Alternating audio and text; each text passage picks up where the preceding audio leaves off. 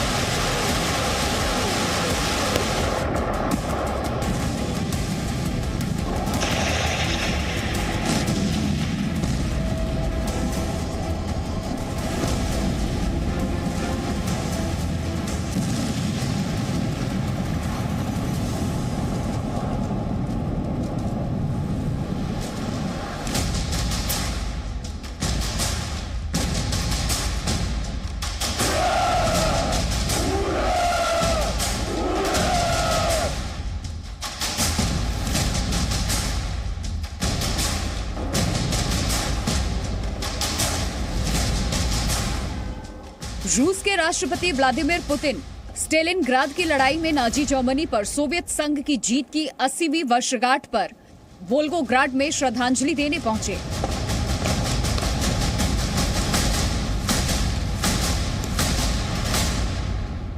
Putin ने ममायेव कुर्गन के internal fame memorial में जाकर के इस वॉर में बलिदान देने वाले सैनिकों को याद किया।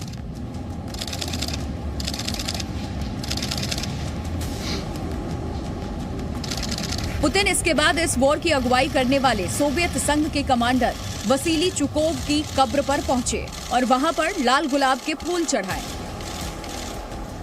और इस दौरान दुनिया ने लाल गुलाबों के पीछे छिपा वो खतरा देखा जो दूसरे विश्व युद्ध की तबाही से बड़ा हो सकता है, जिसे दुनिया को दिखाकर पुतिन ने बहुत बड़ा संदेश दे दिया है।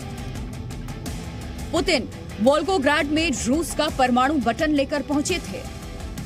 पुतिन के साथ मौजूद इन गार्ड के हाथ में मौजूद इन दो ब्रीफकेस को ध्यान से देखिए, जिसमें से एक ब्रीफकेस फोल्ड अप शील्ड है जो पुतिन पर हमले की स्थिति में उनकी रक्षा करेगा।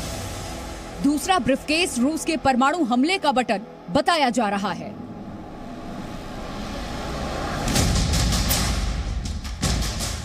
इस न्यूक्लियर बैग में वो पर्सनलाइज्ड कोड होता है जिससे पुतिन कहीं भी दुनिया के किसी भी कोने में परमाणु हमला कर सकते हैं। जब पुतिन फूल चढ़ा रहे थे तो उनके बॉडीगार्ड इस काले बैग के साथ खड़े थे।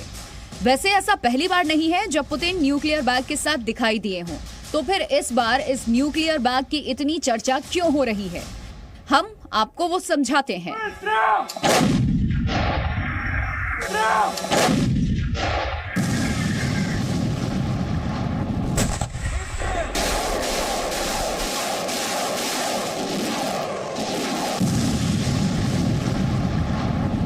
पूर्वी यूक्रेन में इस वक्त रूस और यूक्रेन की सेनाओं के बीच में भीषण जंग छिड़ी हुई है।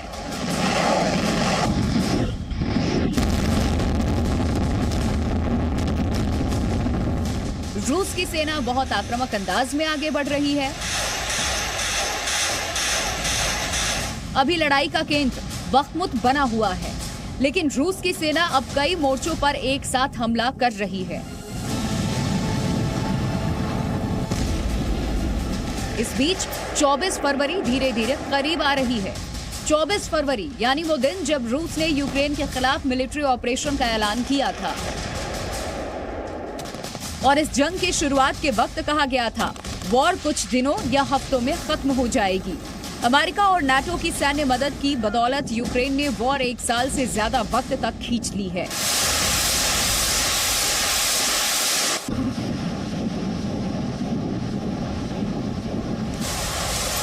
लेकिन 24 फरवरी का दिन फिर से नजदीक आने से पहले यूक्रेन का खौफ इस तारीख को लेकर बढ़ गया है।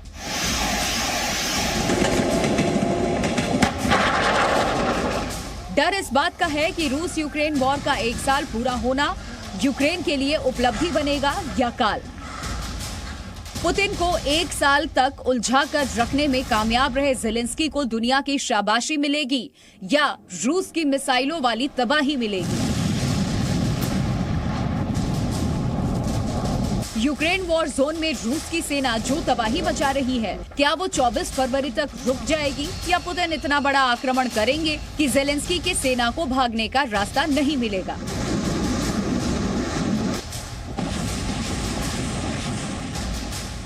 रूस के सख्त होते तेवरों के बीच आजकल दुनिया में ये चर्चा चल रही है और खुफिया सूत्रों के हवाले से पश्चिमी दुनिया में जो खबरें सुर्खियां बनाई हैं, वो यूक्रेन के लिए बिल्कुल अच्छी नहीं है।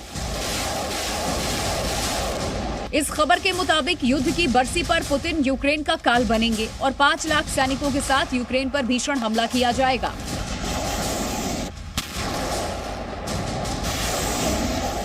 खुद यूक्रेन के रक्षा मंत्री ने इस खबर की तस्दीक की है। फ्रांस में यूक्रेन के रक्षा मंत्री का बड़ा खुलासा, रूस की 24 फरवरी को बड़े हमले की योजना, राजधानी कीव को रूस निशाना बनाएगा, संभावित आक्रमण के लिए 5 लाख सैनिक जुटाएं। रशिया एक बहुत बड़ी टेरिटरी है, वो एक फ्रंट के ऊपर 5 लाख सैनिक खड़े नहीं कर सकता, पूरा एक्सपोज करे पूरे बॉर्डर को। दूसरे चाइना के साथ मिलता है, उधर जापान के, मतलब बहुत बड़ा एरिया है। He can not take the risk के 5 लाख सैनिक एक साथ वो उतार सके। उतारा भी, अगर मान लो थोड़ी देर के लिए उतारा भी, तो यूक्रेन की तो हिम्मत नहीं है उससे कम आर्मी को भी संभालने की। यूक्रेन तो हमेशा से नाटो सपोर्ट जो आ रही है, अमेरिकन सपोर्ट जो आ रही है, जो इंग्लैंड की सपोर्ट आ रही है, उससे ही काम चला रहा है। यही नहीं, यूक्रेन के राष्ट्रपति व्लादिमीर ज़ेलेंस्की ने भी इस बात की आशंका जाहिर की है कि फरवरी यूक्रेन के लिए काफी बुरा साबित हो सकता है। Сьогодні у нашої держави плідний день, плідний в протистоянні тим, хто навіть зараз намагався послаблювати Україну. Нікому ми послаблювати нашу державу не дамо. Дякую всім правоохоронцям, які сьогодні продемонстрували силу права і держави. Дякую уряду України за оперативне кадрове реагування. और यूक्रेन के इसी डर की वजह से परमाणु ब्रीफकेस के साथ दिखे पुतिन की इन तस्वीरों का महत्व काफी ज्यादा बढ़ गया है, क्योंकि यूक्रेन के साथ युद्ध शुरू होने के 1 साल पूरा होने पर पुतिन के पास बताने के लिए उपलब्धियां तो होनी चाहिए।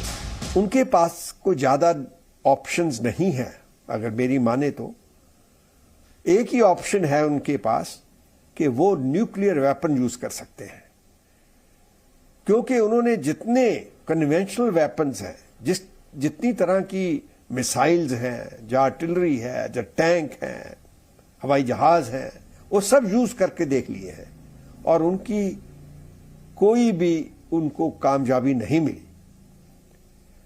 अगर वो न्यूक्लियर वेपन को यूज करने की फैसला करते हैं तो फिर ये एक बहुत भयंकर जो है ये रूप धारण कर सकता है। लेकिन जब यूक्रेन इस हमले की आशंका जाहिर कर रहा है, तो पुतिन के इस संभावित हमले से निपटने की ज़ेलेंस्की क्या तैयारी कर रहे हैं, ये हम आपको सीधे यूक्रेन वॉर जोन से बताते हैं।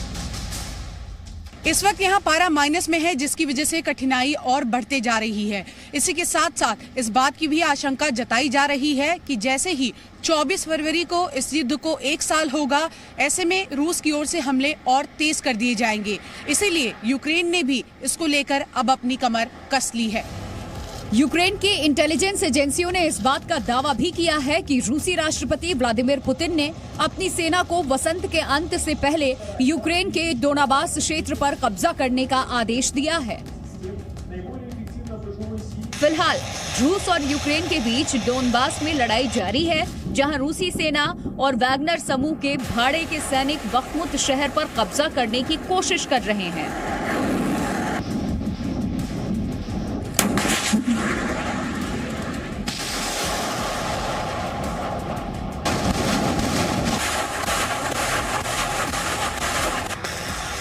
और धीरे धीरे रूस की सेनाएं एक के बाद एक दूसरे इलाके को तबाह करते हुए आगे बढ़ रही हैं।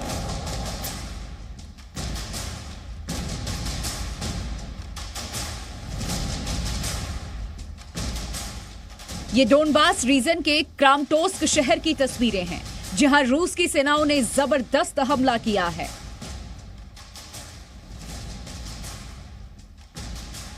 अब यहां पर चारों तरफ बर्बादी ही बर्बादी दिखाई दे रही है।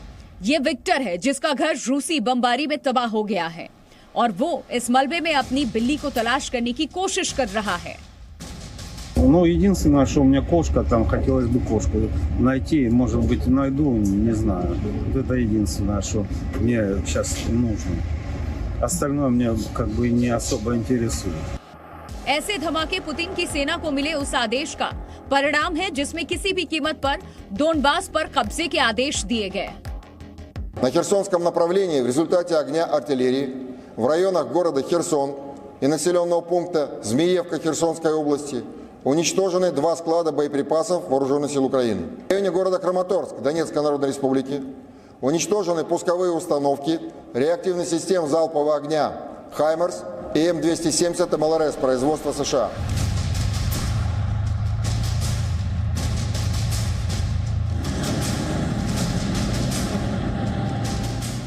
यूक्रेन को मालूम है पुतिन का हमला कितना घातक होगा, इसीलिए रूस से टक्कर लेने के लिए यूक्रेन घातक टैंकों के साथ अभ्यास में जुट गया है।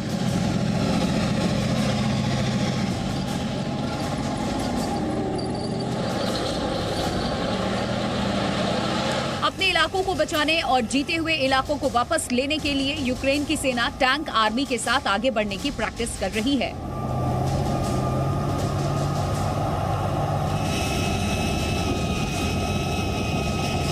ज़ेलेंस्की खुद मान रहे हैं कि पूर्वी इलाके में स्थिति काफी मुश्किल है। Керівники митниці мені доповіли, що по частині з цих звільнених розпочаті дисциплінарні провадження. На жаль, в деяких сферах тільки так можна гарантувати законність, змінюючи керівників разом із провадженням інституційних змін. जो बातें ज़ेलेंस्की समझ रहे हैं उसका इल्म यूक्रेन के सहयोगियों को भी है और यही वजह है कि टैंक समेत जो घातक हथियार रूस से मुकाबला करने के लिए यूक्रेन को दिए गए हैं, उन्हें चलाने की ट्रेनिंग भी अब यूक्रेनी सेना को दी जा रही है। जर्मनी में यूक्रेनी सेनाओं को पैट्रियट डिफेंस सिस्टम की ट्रेनिंग मिल रही है।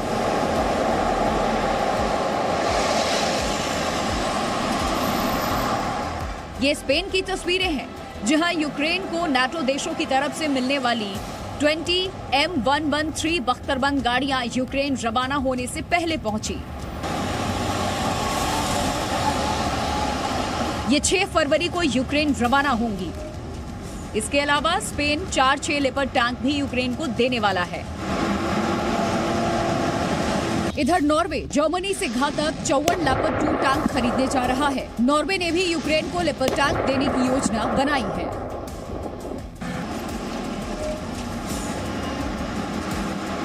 इसके अलावा अमेरिका के अब्राम्स, ब्रिटेन के चैलेंजर और नेटो देशों से लेपर्ड 2 जैसे 140 आधुनिक टैंक यूक्रेन को रूस से मुकाबला करने के लिए मिलने जा रहे हैं।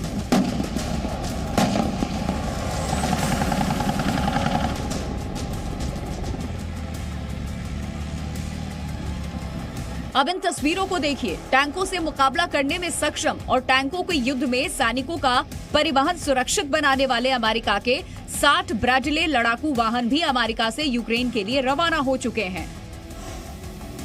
वॉर जोन में ब्रैडले भी रूस की मुश्किल बढ़ा सकते हैं। ये सारे टैंक और लड़ाकू वाहन यूक्रेन की सेना के लिए सिरदर्द बने और बहुत विनाशक साबित हो रहे रूस के T-90 टैंकों का मुकाबला करने के लिए यूक्रेन को मिल रहे हैं।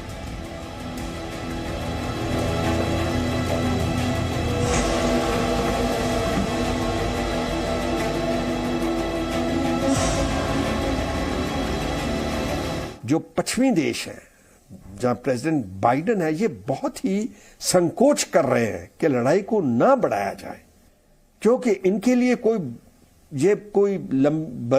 कोई ऐसी बात नहीं कि उसको लंबी दूरी वाले हथियार नहीं दे सकते हैं किसी भी टाइम।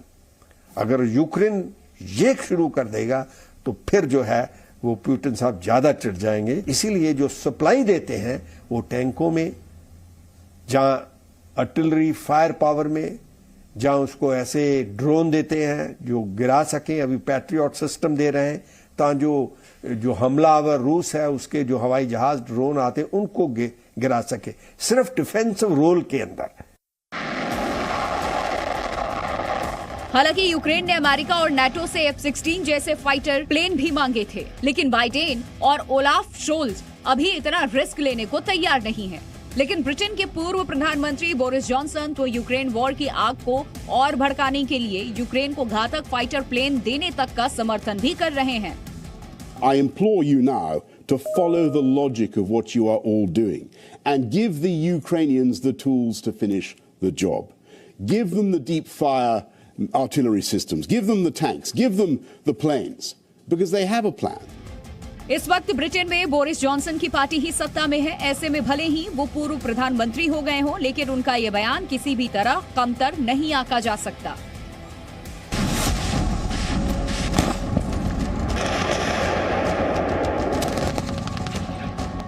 पुतिन और रूस के दूसरे नेता यूक्रेन वॉर जोन में रूस के खिलाफ खुलकर नाटो के युद्ध लड़ने की बात कह रहे हैं। पुतिन ने तो पश्चिमी देशों को फिर से युद्ध में हराने का ऐलान तक कर दिया है।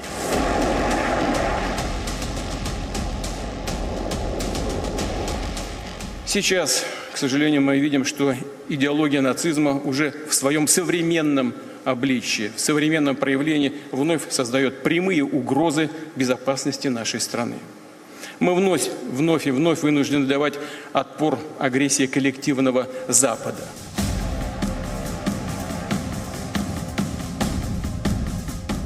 लेकिन सवाल सिर्फ इतना उठ रहा है, पुतिन ये कैसे करेंगे? क्या इसके लिए दुनिया के सबसे ज्यादा परमाणु हथियारों का जखीरा रखने वाला रूस इन हथियारों का इस्तेमाल भी करेगा? और यूक्रेन वॉर शुरू होने से पहले और वॉर के बीच में अपनी सेना से परमाणु युद्ध अभ्यास करवा चुके पुतिन अगर साथ में न्यूक्लियर ब्रीफकेस लेकर घूम रहे हैं तो उसके जरिए उन्होंने पश्चिमी देशों को क्या संदेश दिया है?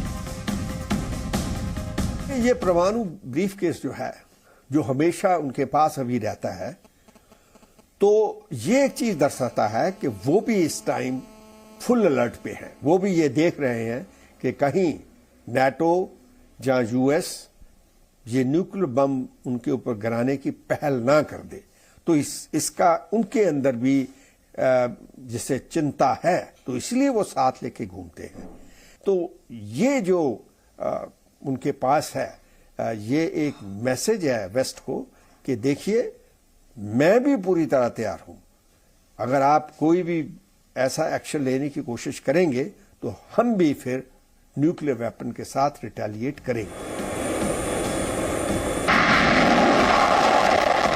रूस के पास परमाणु हमला करने के लिए न्यूक्लियर ट्रायड मौजूद है, यानी आसमान से MiG-31 जैसे लड़ाकू विमान किंजल जैसी मिसाइलों से परमाणु हमला कर सकते हैं।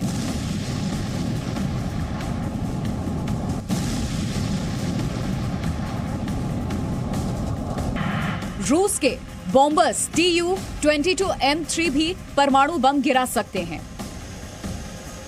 रूस की सरमत जैसी मिसाइलें तो एक साथ 15 परमाणु वॉरहेड लेकर जा सकती हैं।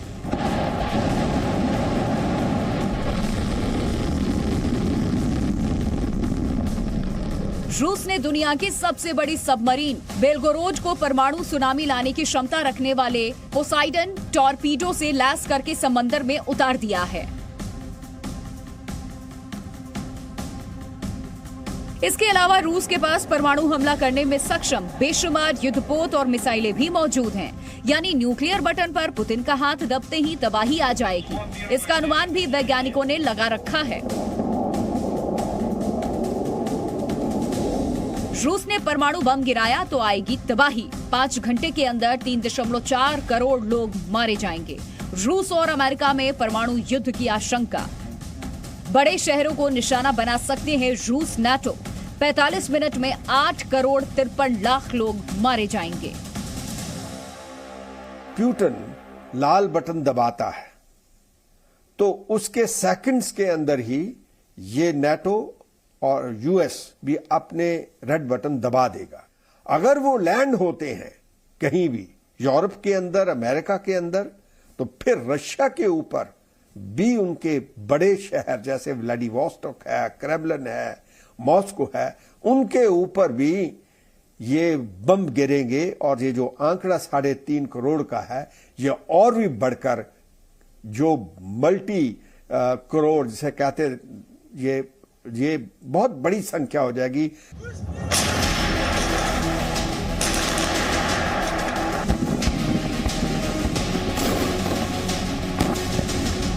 लेकिन क्या ये नौबत आने वाली है? क्या रूस के राष्ट्रपति व्लादिमीर पुतिन मन बना चुके हैं? अमेरिका की तरफ से भी जो संकेत आ रहे हैं वो यूक्रेन की मुश्किल बढ़ने का ही संकेत दे रहे हैं। यूक्रेन को सबसे अधिक हथियार सप्लाई करने वाला अमेरिका भी मानता है अगले कुछ महीने आसान नहीं होने वाले हैं। I think the next 6 months, it seems to me, and it's our assessment at CIA, are going to be critical. Putin, I think, is betting right now that he can make time work for him. He's betting that he can grind down Ukrainians, that political fatigue is going to set in Europe. Putin की रणनीति आक्रामक है और धीरे धीरे Ukraine की सेनाओं पर ये भारी पड़ रही है। ये बखमुत की ताजा तस्वीरें हैं जहां पर यूक्रेन की सेना रूस को रोकने की कोशिश में जुटी है और यूक्रेन में मौजूद जी मीडिया की इस लड़ाई पर पूरी निगाहें बनी हुई हैं। यूक्रेन के बाखमुत में इस वक्त सबसे भीषण लड़ाई चल रही है और ऐसे में यूक्रेन को हथियारों और टैंकों का इंतजार है। पश्चिमी देश जल्द ही यूक्रेन को टैंक तो भेजेंगे, लेकिन जब तक ये टैंक यूक्रेन में पहुंचेंगे तब तक इस लड़ाई को जारी रखना और रूस को रोके रखना यूक्रेन के लिए एक बड़ी चुनौती है, जिसका लगातार यहाँ पर यूक्रेन की सेना डटकर सामना कर रही है और बस इंतजार कर रही है कि ये तमाम हथियार और ये टैंक जल्द से जल्द यूक्रेन की सेना के पास पहुंचे।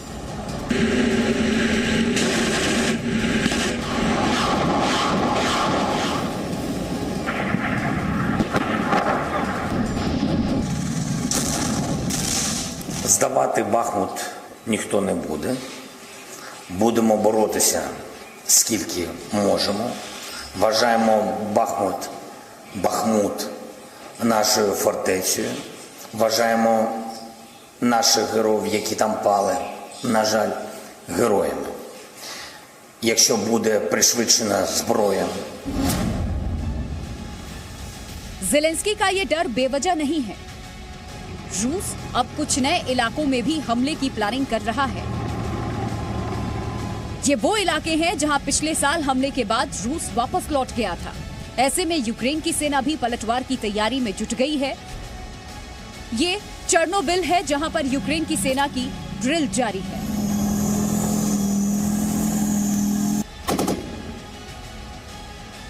यूक्रेन वॉर की वजह से बड़े आर्थिक नुकसान के साथ साथ रूस की महाशक्तिशाली सेना वाली इमेज पर भी चोट पहुंची है।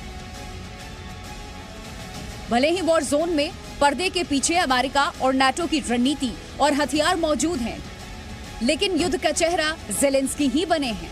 ऐसे में माना जा रहा है 24 फरवरी 2022 को जिस मकसद के साथ पुतिन ने मिलिट्री ऑपरेशन शुरू किया था, 24 फरवरी 2023 तक उसमें एक गुस्सा भी शामिल हो गया है, जिसका बदला पुतिन ले सकते हैं। रशिया का कभी भी ये इंटरेस्ट नहीं था कि वो यूक्रेन को कब्जा कर ले, पूरे को अनेक्स कर ले अपने साथ। वो उसको नहीं था। क्यों नहीं था? क्योंकि उसको एक बफर मिला हुआ है नाटो कंट्रीज के साथ में और अपने देश के साथ में, और वो इस बफर को खोना नहीं चाहता। अगर रशिया उसको एनेक्स कर लेता है तो मतलब है उसका बॉर्डर नाटो से जाके मिल जाता है, और नाटो कंट्रीज में बहुत सारी कंट्रीज हैं, तो वो इनको एक्सपोज नहीं करना चाहता। और वो यही चाहता है कि जो इनका पैक्ट है, जब ये अलग कंट्री बना यूक्रेन, एक पैक्ट है इनका। पैक्ट ये था कि वो कभी भी नाटो ब्लॉक में नहीं जाएगा, नहीं तो उस टाइम पर भी रशिया उसको आज़ादी नहीं देता था। तो ये इसकी बात है, उसको नेक्स्ट नहीं करेगा। अब ये बदला कितना बड़ा और खौफनाक हो सकता है, ये तो सिर्फ व्लादिमीर पुतिन जानते हैं।